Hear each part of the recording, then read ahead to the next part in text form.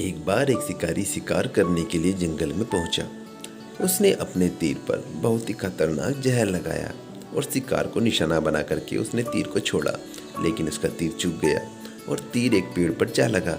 वह पेड़ बहुत ही हरा भरा और बहुत सारे तोते उस पेड़ पर रहते थे। जैसे ही वह जहरीला तीर उस पेड़ पर जाकर लगा, वह पेड़ धीरे धीरे सूखने लगा और उस पेड़ पर जो भी तोते रहते थे वह एक एक करके उस पेड़ को छोड़कर जाने लगे।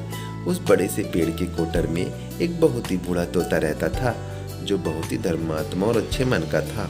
सभी तोते उस पेड़ को छोड़कर जाने लगे थे, लेकिन वह बूढ़ा तोता जाता था, दाना लेकर आता और उसी कोटर में आकर के बैठ जाता था, परंतु उस पेड़ को छोड़ने को तैयार नहीं था।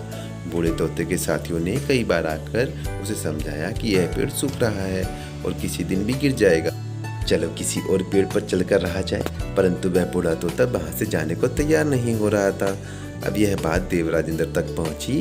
उन्हें बताया गया कि एक तोता है, वह जिस पेड़ पर रहता है, पेड़ पर एक जहरीला तीर लगने के कारण सूखने गिरने और खत्म होने के कगार पर आ पहुंचा है और एक बूढ़ा तोता अभी भी वहीं पर रह रहा है। वह दाना लेकर आता है और वहीं पर रहता है, जबकि उस जंगल में बहुत सारे पेड़ हैं, लेकिन वह उसी पेड़ पर रह रहा है। देवराज इंद्र प्रकट हुए और उस बूढ़े तोते से कहने लगे कि आप बहुत धर्मात्मा हैं, बहुत ही अच्छे मन के हैं, लेकिन आप इस पेड़ को छोड़कर किसी और पेड़ पर चले जाइए, क्योंकि यह पेड़ कुछ ही दिनों में गिर जाएगा। तालाब के पास में बहुत से बड़े बड़े हरे भरे पेड़ हैं, बड़े बड़े कोटर हैं, उन पेड़ों पर फल भी लगे हुए हैं, उन्हें वहीं पर तोड़कर खा सकते हैं, परंतु यहाँ से आप चले जाइए। तोता बोला, माफ़ कीजिएगा, इस पेड़ ने मुझे जीवन दिया है, शिकारियों से मेरी रक्षा की है, हर मौसम में मेरे साथ रहा है, ये कोटर मेरा घर है, यहाँ मैं पला बड़ा हूँ, इस पेड़ को मैं छोड़कर कैसे जा सकता हूँ? इस पर संकट आया है तो क्या मैं इसे छोड़कर चला जाऊं? मैं ऐसा कभी नहीं कर सकता। देवराज इंद्र तोते की इस बात से बहुत ही प्रसन्न हुए। उन्होंने तोते से कहा, मैं आपकी इस बात से बहुत ही खुश हूँ, मांगो जो आपको मांगना है।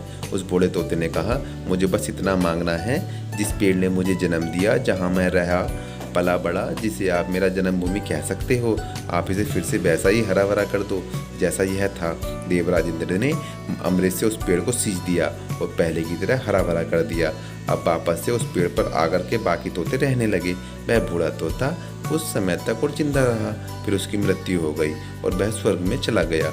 यह कहानी हमें ये सिखाती है कि जब भी किसी इंसान का बुरा दौर आता है तो इमोशनली वह टूटा हुआ होता है, उसे किसी के सहारे की ज़रूरत होती है, किसी की आवश्यकता होती है। अगर आप ऐसे समय में उसे छोड़कर चले जाएंगे, उससे बात नहीं करेंगे, मुंह मोड़ लेंगे, तो आपसे बुरा कोई नहीं है, क्योंकि आप किसी के सुख का साथी बने या ना बने, लेकिन आपको हमेशा किसी के दुख का साथी जरूर बनना चाहिए। दोस्तों, आशा करता हूँ ये मोटिवेशनल स्टोरी आपको पसंद आई होगी।